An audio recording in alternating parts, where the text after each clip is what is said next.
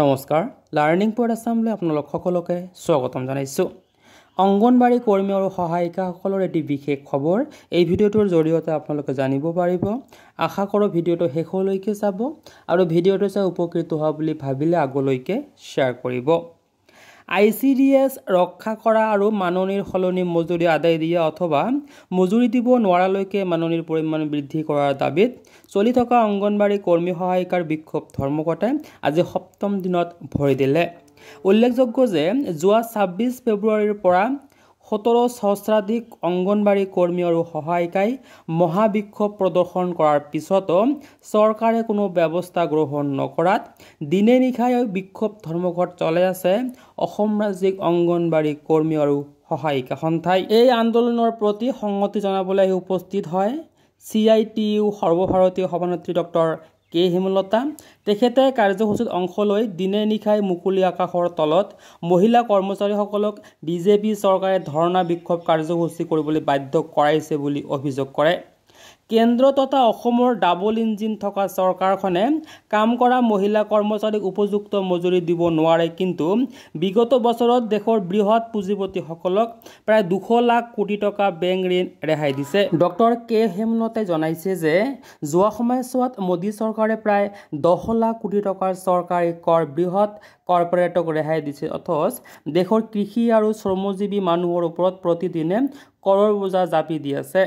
চৰকাৰখনে দেশৰ গুৰুত্বপূৰ্ণ কামবোৰ আঁচনিভুক্ত কৰ্মচাৰীসকলৰ জৰিয়তে কৰি আছে, কিন্তু তেওঁলোকক উপযুক্ত মজুৰি প্ৰদান কৰা নাই। চৰকাৰৰ এনে অপকাৰ্যৰ বিৰুদ্ধে অসমত অংগনবাড়ী কৰ্মী সহায়িকাসকলে দিনে নিশাই অৱস্থান ধৰ্মঘট কৰি নজিৰ সৃষ্টি কৰিছে।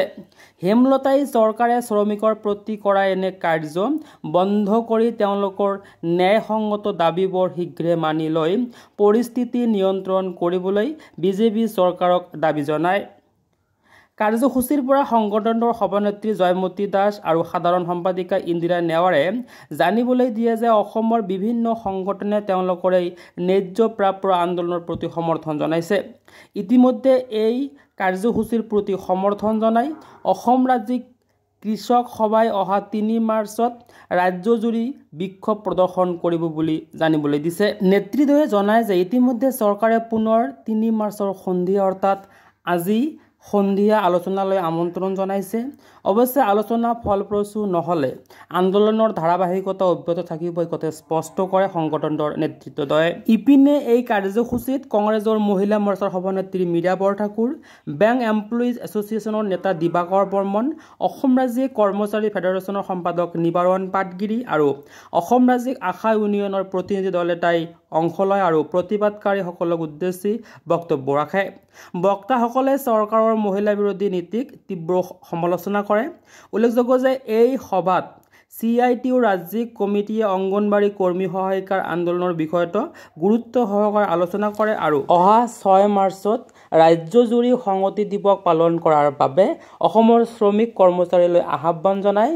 উক্ত দিনা অসমৰ জিলাই CITUৱে বিক্ষোভ সমাৱেশ সংগঠিত কৰিব আৰু অসমৰ মুখ্যমন্ত্ৰীক অংগনবাড়ী কৰ্মী সহায়িকাৰ ন্যায্য দাবী মানি ল'বলৈ অনুৰোধ জনাব। এই ভিডিঅ'টোত আলোচনা কৰা তথ্যখিনি ফেচবুক পেজ CITU আছামৰ পৰা সংগ্ৰহ কৰা হৈছে। ভিডিঅ'টো শেষলৈকে চোৱাৰ বাবে ধন্যবাদ জনাইছোঁ।